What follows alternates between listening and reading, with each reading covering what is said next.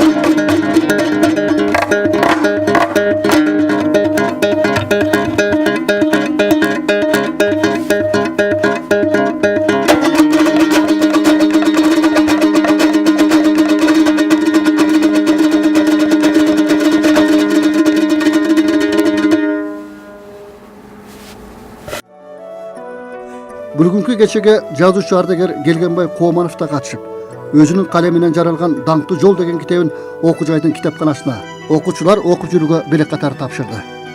Жан дүйнөмдө ата мекен деген теманын алдында биз аны менен маек куруп, ой учугун улаган элек. Суук катуу, от жагыбай түндөсү, жылуу жаткан жашоомдон үшүбө, жүрөгүмдөн жылуулук тосашайын, сен бир кут дүнөгө үйүңө деп, ата мекен деп жазылгандай ырсактарда. Жан дүйнөмдө ата мекен деген мектеп окуучулар менен жолугушулат. Анын бир катарында мынакей жазуучу Келгенбай Кооманов дагы, чегарачы, ошондой эле милиция кызматында иштеген, отставкадагы полковник, чегарачы кызматкери. Мына бүгүн сиз да ушул мендер качып атпайсызбы мынакей лицейге? Келип өзүңүздүн баягы башыңыздан өткөргөн окуяларга токтолупчу. Деген өзүңүздүн чыгармачылык иштериңизде мынакей. Мен басып өткөндө жолдоруңузда да 3 китеп жазган экенсиз өзүңүздүн. ушул жөнүндө токтоло кетсеңиз алгач. Баягы убакытты бекер өткөрбөй, китепти окугандан анан кийин биздин ошол жазуучулардын, акындардын ырларын окуп берип, анан кийин аңгеме куруп берип, аңгемеди көң кырып берип жүргөндө ошол ротаны замполити байкап калыптыр да. Анан бир күнү мени чакырып алып айтат баягы. Сен дейт теги аскердик баракчаны боевой листокту чыгарасың дейт. Мен чыгарганды билбейм дедим. Сен үйрөнөсүң, мен жардам берем дейт. Анан кийин биринчи экөөбүз ошол аскердик биринчи боевой листокту чыгардык. Андан кийин менин кызыгуу пайда болду да. Бул аябай кызыктуу турбайбы? Ушул өзүм менен чоң кызмат кылган жокерлерди мен деген жакшысын жакшы деп, жаманын жаман деп ошо аскердик баракчада чыгарып атам деп ошондон баштап мен ушул аябай көңүлдөнүп калдым да. Чыгармачылыкка кызыгуу ошол аскерден башталды да. Калем ошондо башталган. Анан эми мына 3 китеп жазды окпойсузбу? Апийим гүлү. Анан кийин дагы Мекенинде карегимде мекенчеги, анан кийин даңктуу жол. Мына карегимде мекенчеги деп атпайсызбы? Мен окуп чыктым менен. Бул өзү чек ара кызматкерлердин ошол убактагы түйшүктөрү, кылган кызматтары жөнүндө жазылган да. Негизинен туурабы? Туура. Даңктуу жолдочу.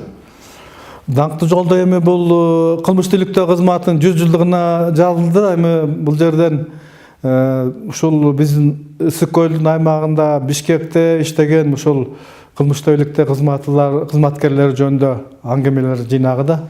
Эми бул китеп дагы мен терең ишенем өз окурманын тапты деп. Бул китеп жарык көргөндөн бир айдан кийин бул социалдык тармакта, интернетте, фейсбукта тыным алган жок да. Аябай сындап пикирлерин айтып атышты, бирок жакшы пикирлер аябай көп айтылды да. Эмне үчүн дегенде ушул милиция кызматкерлеринин оор кызматы жөнүндө мындай ушул жакындан билген киши катары терең чагылдырган чыгарма болду.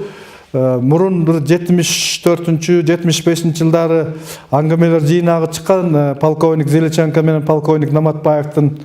Анан кийинки эле ошо сиздин экинчи китебиңиз болду. Акыркы 47 жылдын ичинде айткан. Мен өзүм да ичимен кубанып калдым. Мен да бир ишке жараган экен, мен да бир элге керектүү чыгарма жараткан экенмин. Ата мекенди коргоо күнүнө отурулуп бу жерде мына окуучулар менен жолугушуп биз мындай жакшы жолугушуу болду деп белгилеп кетким келет. Эмне үчүн дегенде мына СССРдин убагында бул ата мекенди коргоого, мекенчиликке тарбиялоого аябай чоң көңүл бурулган да. Анан кийин ушул Советтер Союзу тарагандан кийин эгеменди Кыргызстанда ушул багыт өксүп аксап калды десек жаңылбайт. Эмне үчүн дегенде баягы бир даталуу күндөрдө эле бир жолугуп айтып коебуз, башка күндөрдө биз ушу жаш муундарды өсүп келаткан жаш муундардын арасында ушу мекенди сүйгө, мекенчил болууга тарбиялаа иши жакшы жолго коюлбай атат да. Анан кийин бүгүн ушул багытта жакшы иш кылдык деп мен ойлойм баарына. Эмне үчүн дегенде бул өсүп келаткан муундар ошо бизди көрүп туруп анан кийин алар дагы аталарыбыз, абаларыбыз мындай болгон экен деп. Биз деле учурунда улуу ата мекендик согуштун катышуучулары менен жолугушканда ушундай толкунданып, бир чети сүйүнүп, биздин аталарыбыз да баатыр болгон турбайбы? Бул Манастын урпактары душман алдына тизек бүкпөй салгылашкан турбайбы? Биз бекеринен Манастын урпактары эмес экенбиз деп мындай өзүнчө бир сыймыктанып болуп калган да.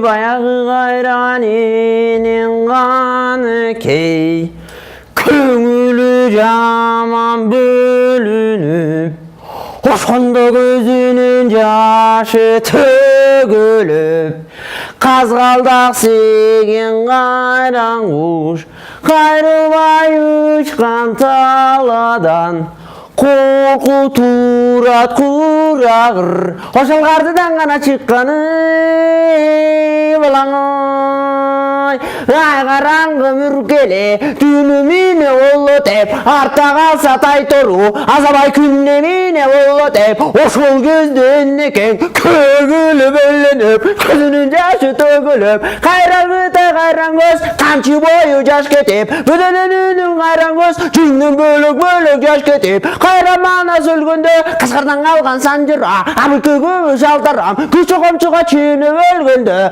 aldırmay bökünü, mayla gelgen emes mi, beldemçinin bugünü, bereninin dürbüsün, bir göregi billetip, bir günenin beytalay, ala gelgen emes mi, beldemçinin bugünü, bekleteken dövünü, çıngırama vurguzum vurdule, cümle çatargadı vursun dele,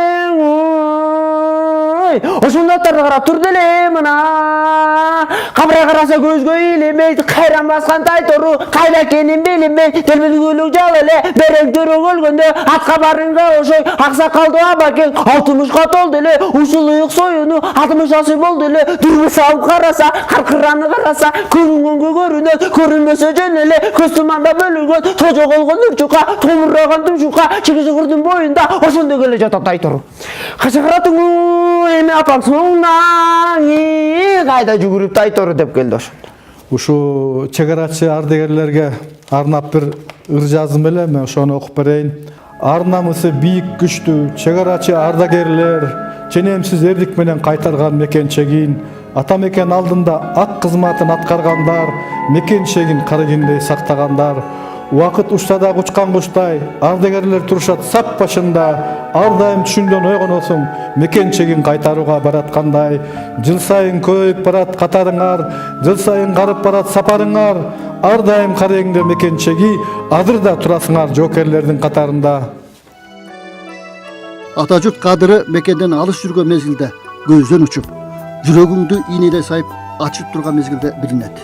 Мына ошол кезде жамгыры мол жаздын жумшак күндөрү, сени сүйгөн гүлдөрүңдү тербесем, душман изин сен тарапка бастырбай, керек болсо өзүң үчүн жабырем деп, мекен үчүн өмүрүңдү да кыйып кеткиң келет. Бүгүнкү жаштардын мекенге болгон сүйүүсү да ошондой болду деп лицейдин мүдүрү Мемет Кара да толкундана ой чугуналады.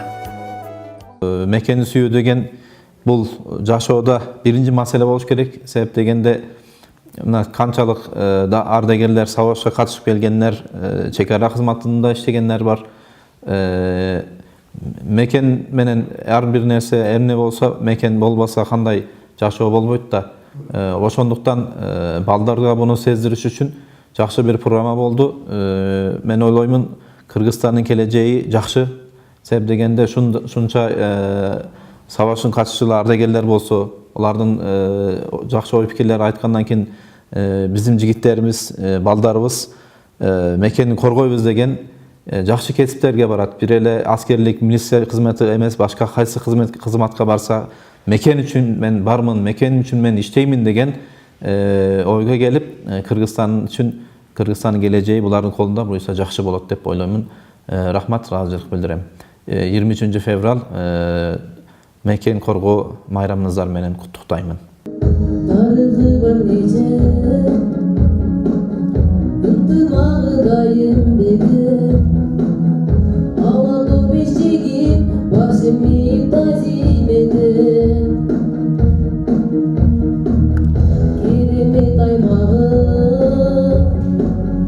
желбіріп тұрсын байрағы, бұлағын таш жарып бұлдай сайрады.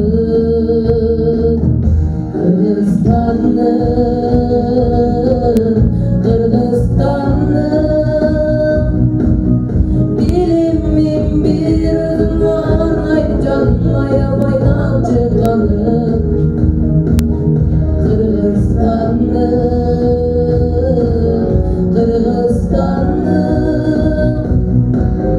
Bilimim bir özüm canmaya baydan çıkanım.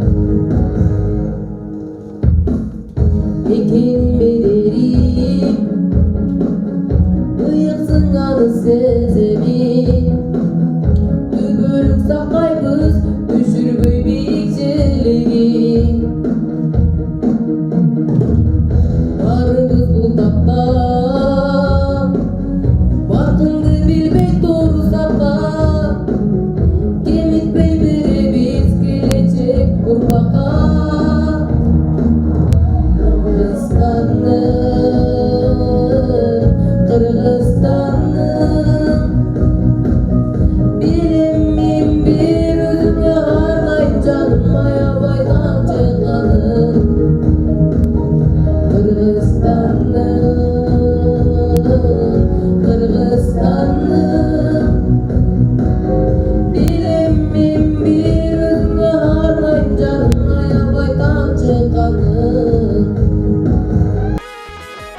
Жан дүнемde ata meken толкуган, сүйүп аны жүрөгүмө батырам.